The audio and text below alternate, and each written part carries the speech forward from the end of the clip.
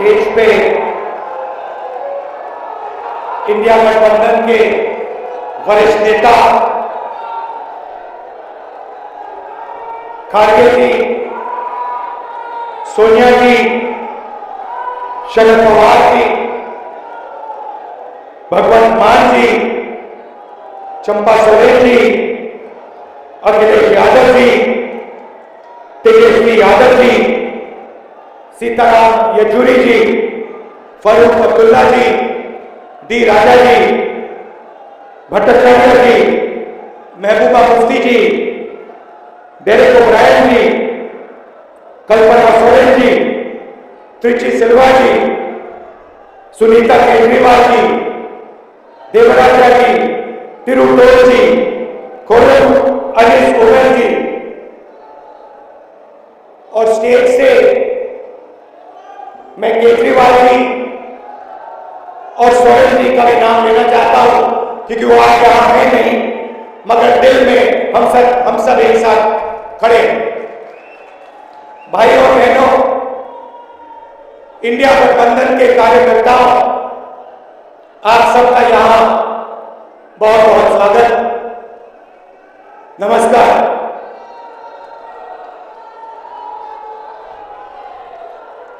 आजकल आईपीएल के मैच चल रहे हैं, देखते हो आप लोग। मैच फिक्सिंग शब्द सुना है आपने?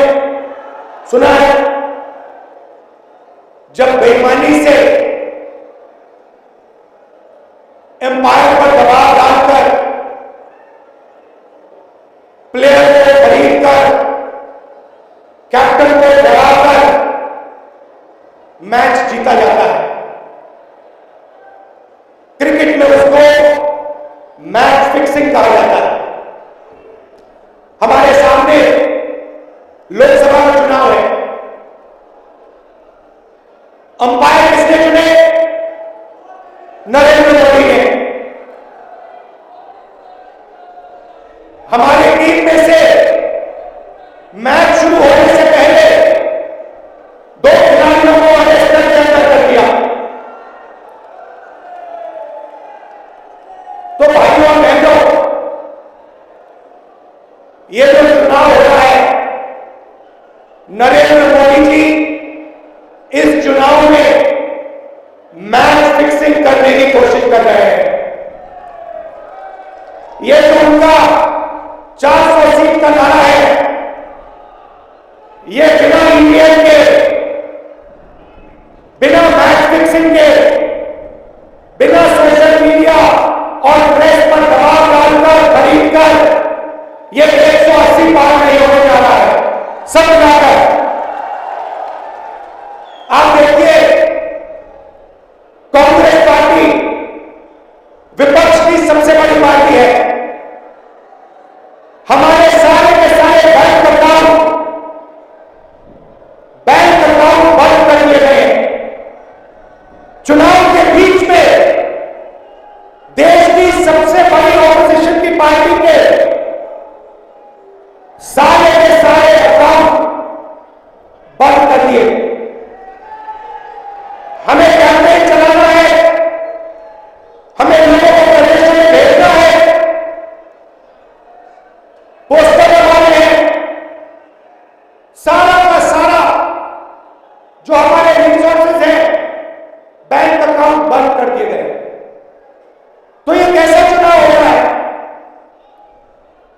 नेताओं को धमकाया जाता है, पैसे देकर सरकारों को गिराया जाता है, नेताओं को जेल में डाला जाता है। केजरीवाल जी को, सोरेन जी को ये पूरी की पूरी मैच फिक्सिंग करने की कोशिश की जा रही है। और ये मैच फिक्सिंग सिर्फ नरेंद्र मोदी नहीं कर रहे हैं, ये मैच फिक्सिंग नरेंद्र मोदी और हिंदुस्तान के 3-4 सबसे बड़े अरबपति मिलकर कर रहे हैं। यह सच्चाई है। और यह मैच फिक्सिंग क्यों हो रही है? भाइयों और बहनों, इसका सिर्फ एक लक्ष्य है कि हिंदुस्तान का संविधान जिसने इस देश के गरीब लोगों को भविष्य दिया, सपने देखने का हक दिया, उस संविधान को हिंदुस्तान में गरीब जनता से के हाथ से छीनने के लिए यह मैच फिक्सिंग की जा रही है। और मैं आपको बताना चाहता हूं कि जिस दिन यह संविधान खत्म हो गया, उस दिन यह हिंदुस्तान नहीं बचेगा। इसको पुलिस से, धमकी से नहीं चलाया जा सकता है। यह जो संविधान है, हिंदुस्तान की जनता की आवाज है, हिंदुस्तान के दिल की धड़कन है। इसको जिस दिन खत्म कर दिया गया, उस दिन यहां पे हिंदुस्तान नहीं बचेगा। अलग अलग स्टेट हो जाएंगे, हिंदुस्तान नहीं बचेगा। यही इनका लक्ष्य है। ये सोचते हैं कि संविधान के बिना धमकाकर, डराकर police, CBI, ED, income tax department के साथ देश चलाया जा सकता है। ये सोचते हैं मीडिया के बिना देश चलाया जा सकता है। आप मीडिया को खरीद सकते हो, आप मीडिया को दबा सकते हो, आप मीडिया के रिपोर्टर्स का मुंह बंद कर सकते हो, मगर आप हिंदुस्तान की आवाज को नहीं दबा सकते हो। इस आवाज को कोई नहीं दबा सकता। दुनिया में कोई ताकत नहीं है जो इस आवाज को दबा सकती है। भाइयों और बहनों, बीजेपी के एमपी ने कहा कि जैसे ही हम चुनाव जीतेंगे, मैच फिक्स करके 400 सीटें जीतेंगे, वैसे ही हम संविधान को बदल देंगे, संविधान को रद्द कर देंगे।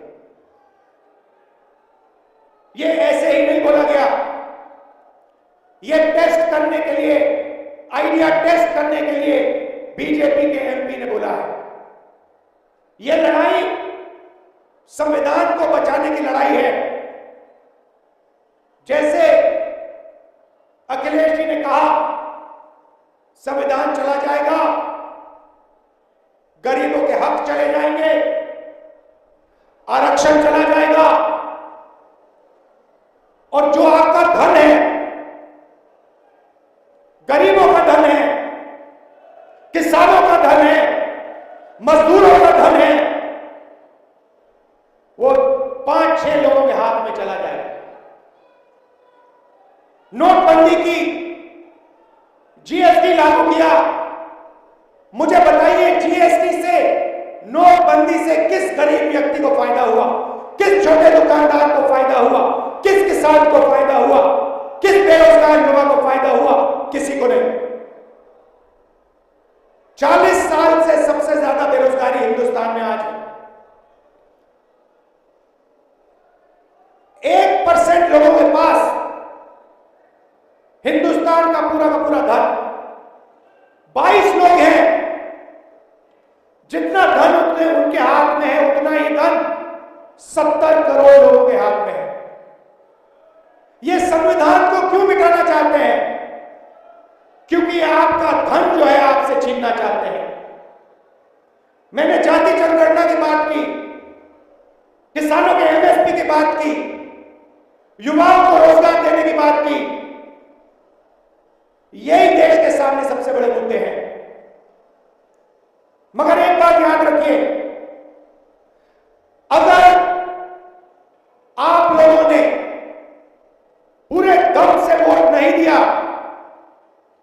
तो इनकी मैच फिक्सिंग कामयाब हो जाएगी। यह आप भूलिए मत। और जिस दिन मैच फिक्सिंग कामयाब हो गई, उस दिन आपका संविधान, हमारा संविधान खत्म हो जाएगा। जिस दिन संविधान खत्म हो गया, उस दिन हिंदुस्तान के दिल पर एक बहुत बड़ी चोट लगेगी। तो ये जो चुनाव है, यह चुनाव कोई मामूली चुनाव नहीं है। यह चुनाव हिंदुस्तान को बचाने का, संविधान को बचाने का, और जो गरीबों का हक है, किसानों का हक है, पिछड़े वर्गों का, दलितों का, आदिवासियों का, गरीब जनरल कास्ट के लोगों का हक है, उसको बचाने का हक है, उसको बचाने का चुनाव है। यह बात आप याद रखिए, क्योंकि अगर यह चुनाव जहां मैच फिक्सिंग की जा रही है वो पूरे देश को दिख रहा है, बीजेपी के लोग कह रहे हैं। कल मेरे से व्यक्ति मिलने आया, मुझे कहता है मैं ट्रेन से आया, मेरे साथ बीजेपी के कार्यकर्ता बैठे थे, उन्होंने कहा कि कुछ ना कुछ गड़बड़ है। यह सच्चाई है। इलेक्शन कमीशन के लोगों को नरेंद्र मोदी जी ने बैठाया, दो नेताओं को, दो चीफ मिनिस्टरों को जेल में डाला।